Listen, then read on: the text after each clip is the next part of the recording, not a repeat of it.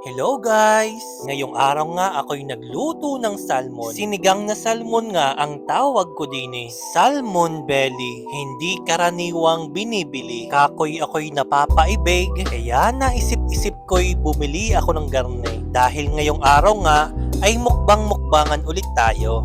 Saka sa araw na are, ako nga pala'y bagong gupit. Kaya samahan nyo kung tapusin natin ang bidyong are. Ay matapos magpainit ng mantika, ay magigisa ng bawang at sibuyas. Wala nga pala akong nabiling kamatis. Kaya ako'y dadamihan ko na lamang ang gulay. Ay sa tunay, kapag sinigang, ang gusto ko'y madami lagi ang gulay. May kulang pa nga sa gulay na are. Gusto ko din sanang mayroong labanos. Kasi wala din akong mabili. At ilalagay ko na nga ang kalahati ng nabili kong salmon belly. Kaso'y frozen pa nga are. Pero yaan at madali naman aring maluto.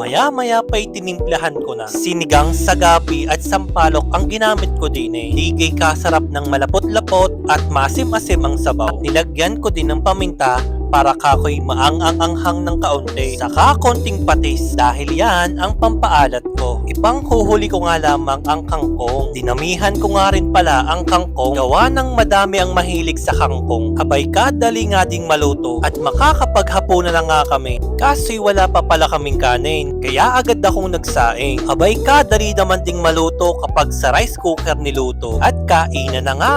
Makakapaghigop na ng mainit-init na sabaw. Kain na din ho kayo at kami saluhan ninyo. Sasandukin ko nga din ang mga gulay at pag sa hilig ko diyan, lalo na nga din sa kangkong, abay talagang mapapadami ng kain kapag garne ang ulam. Isa pa nga ang batang are at ang gustong ulam ay puro kangkong lamang at yan daw ay kanyang favorite kaya lalagyan ko lang din ng kaunting sabaw. Kung hindi pa nga maulukan kumain ay hindi kakain. Yun ka namang maghapon na mag-cellphone ng mag-cellphone. Kaya sabi ko'y kumain na gawa ng may kangkong. Ay sino gaho sa inyo ang mahilig din sa kangkong? Digay pagkakasarap din naman yung iadobo. Pwede ding ihalbos lamang at isawsaw sa bagoong. Digay tama nga ho ako. Abay maiba nga ho tayo. Ano nga hong masarap na luto sa salmon belly bukod sa sinigang? Abay kainaman naman ako eh. Kumakain pa nga lamang ay nag-iisip na agad ng iluluto. Digay gano'n naman ho sadya tayo minsan. Ay shit, salamat ho sa kwentuhan at sa tunay, alay kasarap na re.